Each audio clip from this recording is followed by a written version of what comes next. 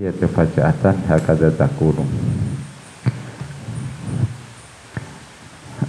Kita masih membahas cara mengatasi atau mengobati riya dengan dua tindakan. Pertama mencabut akar, yang kedua apa?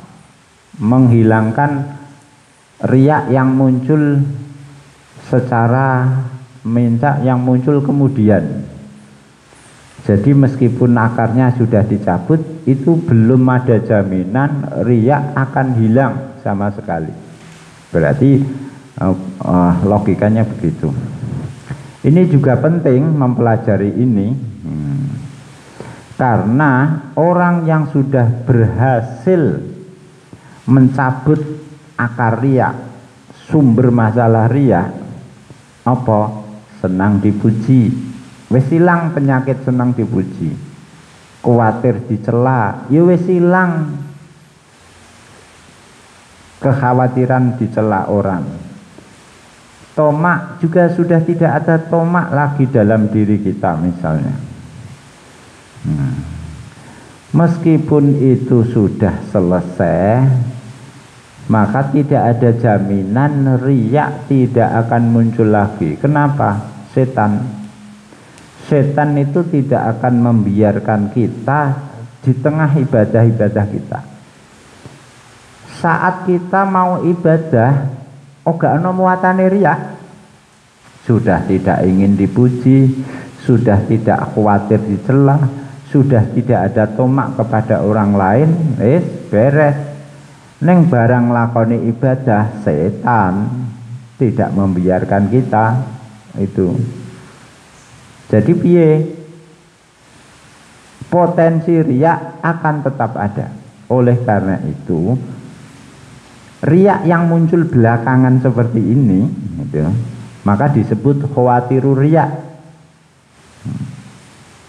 bukan aslur riya, bukan istilahnya apa, usulur riya, bukan, tapi khawatiru riya. Ini re Imam Ghazali dikandani, ini yo di pengetahuan awam tentang riya, yo ora ono bedakno mana usulur riya, mana awarizur riya. Tapi oleh Imam Ghazali diuncai, diuraikan di anatomi seperti ini. Namanya khawatirur riya. Usulnya tidak ada, sudah dicabut akarnya, tapi khawatirnya, apa istilahnya? Khawatir itu apa? Akar karo ini apa? Khawatir itu apa? Kemunculan riya. Riya belakangan. Masa riya ada 3. 1, 2, 3. Tapi 3-3-nya itu bisa datang sekaligus.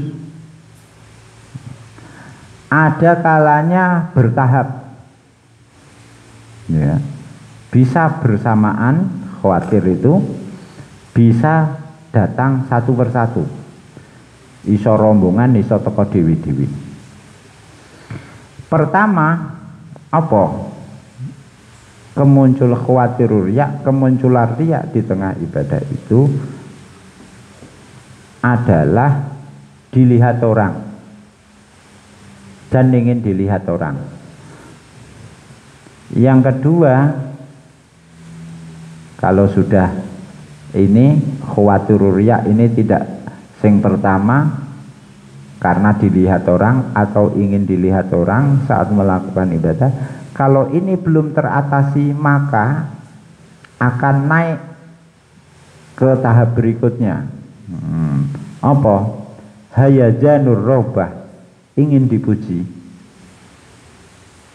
Kalau sudah ingin dipuji, masih tidak bisa kita atasi, maka kita akan tergerak melakukan usaha-usaha supaya mendapat simpati.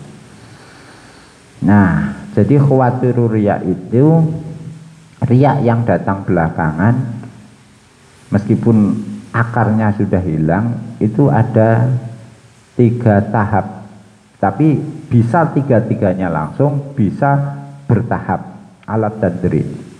Yang pertama dilihat orang atau ingin dilihat orang. Yang kedua tergerak, muncul keinginan dipuji. Yang ketiga berusaha, melakukan usaha supaya dipuji. Yang pertama disebut dengan makrifah. Yang kedua, tahap kedua disebut dengan syahwat atau syahwah atau rohbah. Yang ketiga disebut dengan azm.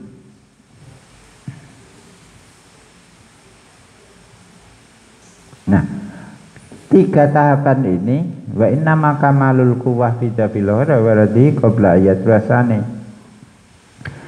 bisa mengatasi yang pertama, ingin dilihat orang, ya, itu dituntaskan dulu, diatasi dulu. Kalau belum tidak bisa dituntaskan, nanti akan diikuti kedua.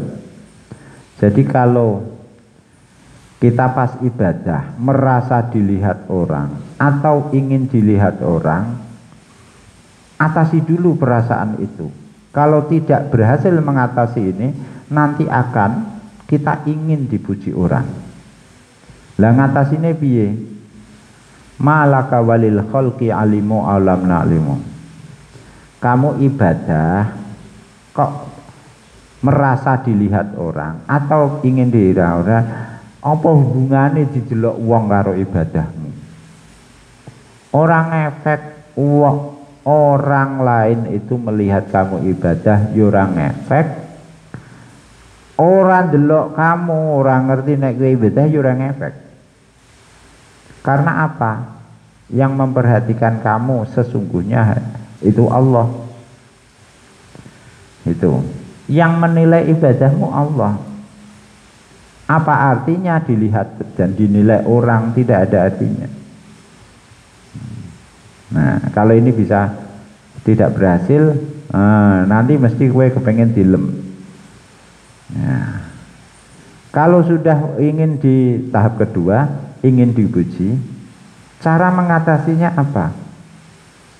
Cara mengatasinya, ingat bahwa riya itu membahayakan kita di akhirat. Di saat kita membutuhkan amal kita ikhlas, kita petik buahnya di akhirat, malah kita gagalkan buah ini. Apa ibadah kita ini kita gagalkan, kelak akan berbuah di akhirat. Jadi piye? Yo kudu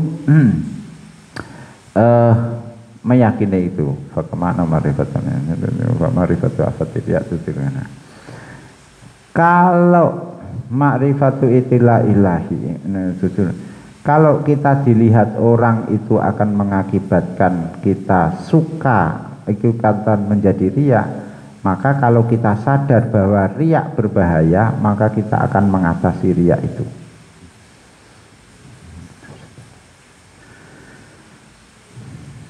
Jadi ada 3 untuk mengatasi khawatirur riya. Pertama al-ma'rifah, yang kedua al-karoha, yang ketiga al-ibba. Tahu dulu, setelah tahu nanti benci, setelah benci itu menghindar. Ngene soalnya, bisa jadi pas ibadah kita ikhlas, nanti di tengah-tengah ibadah muncul keinginan riya. Aku ibadah temenanan re, ora ono sing ndelok. Muga-muga kok pas ibadah aku ono sing ndelok. Lah keinginan dilihat orang gak bisa kita atasi, ya. Akhirnya datang yang kedua, apa? Kemen dilem. Datang yang ketiga, kita melakukan usaha, berarti ibadahnya digawe-gawe. Nah, jadi jangan beri ruang ke dalam diri kita, jangan beri ruang kepada diri kita untuk dijangkiti riya, khawatir riya. Akal sehat kita bisa jadi, ya, akal sehat kita mengatakan kamu harus ikhlas harus sabar. Tapi nafsu kita akan berusaha membujuk kita. Oh no, gitu. Ini di sekali yuhadisu nafsahu. Kowe ku dadi wong sabar, ya. Ojo ngamukan. Siap, saya akan sabar dan tidak ngamukan.